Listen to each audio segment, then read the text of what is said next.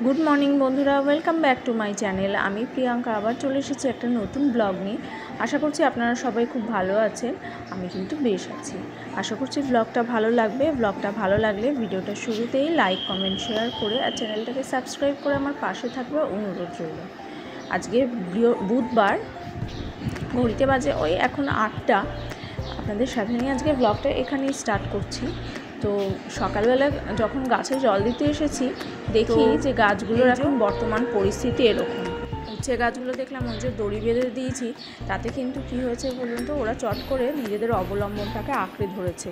আসলে অভিযোজন, ওই যে ছোটোবেলায় লাইফ সায়েন্সে পড়েছিলাম না, যে যেরকমভাবে পারে সে সেরকমভাবে নিজেকে পরিবর্তন করে নিয়ে এই পৃথিবীতে বেঁচে থাকার লড়াই আর কি।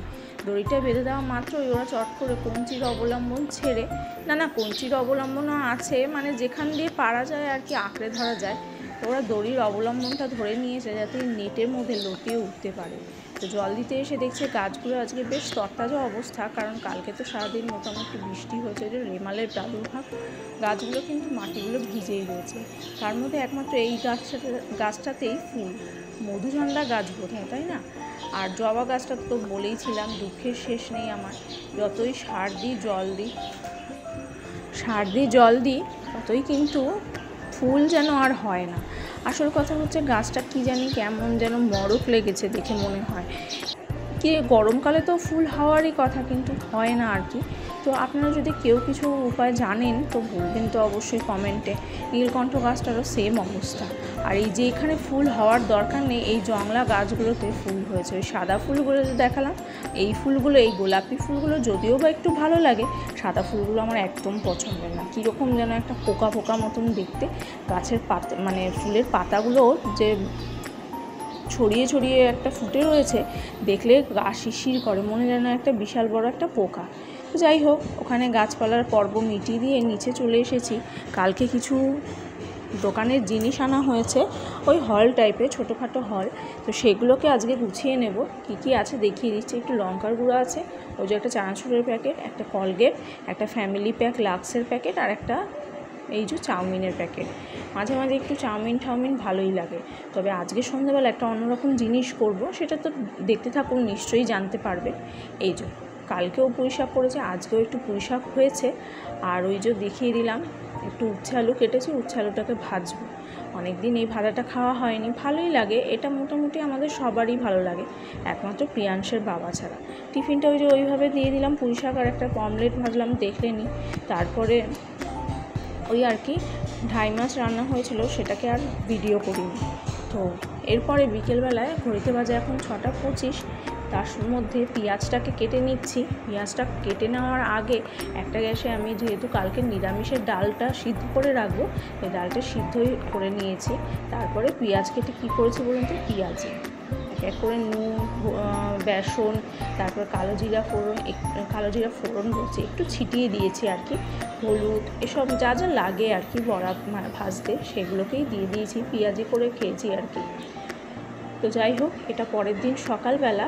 দেখুন কালকে দেখিয়েছিলাম এই ফুলটা ঠিক ভালো ফোটেনি, আর ওখানে দুটো ফুল ফুটেছে, ওই যে সেদিনকে ঠাকুরকে সাজিয়েছিলাম ওই ফুলগুলোই আর কি। তবেই দেখুন একটা অদ্ভুত ব্যাপার, ফুলের রঙের সঙ্গে কিন্তু আমার নীল পলিশের কালারটা মিলে গেছে, তাই না? কেমন লাগছে একটু বলবেন নিশ্চয়ই।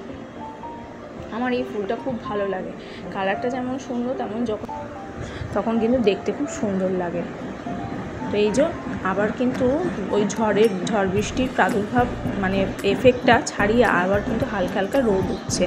তো গাছগুলোর এখন এরকম অবস্থা, ফুল ফুটলে একটু ভালো লাগতো, কিন্তু ওই আর কি দুধের স্বর ঘোলে মেটানো, গাছগুলো তরতাজা আছে এই দেখে একটু ভালো লাগছে।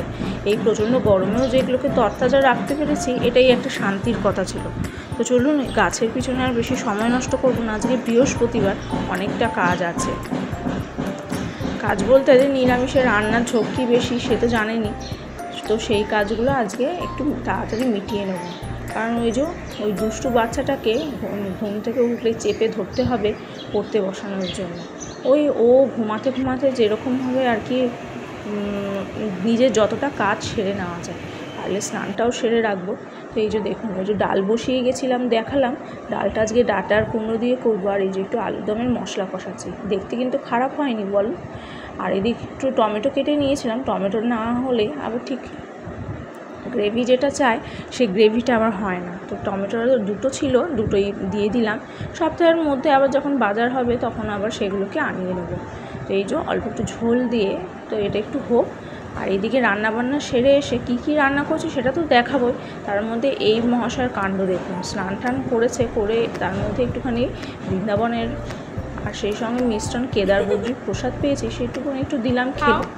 তারপরে কী করলো বলুন তো, এই যে পেঁপে দিয়েছি, পেঁপের টুকরোটা পছন্দ হলো না, একটু বেশি মোটা কাটা হয়ে গেছে, দিল ছুঁড়ে ফেলে। সরু সরু টুকরো যেগুলো কেটে দিয়েছি সেগুলো খাচ্ছিল। এই যে দেখে নিন এক ঝলক যে কী রান্না করেছি।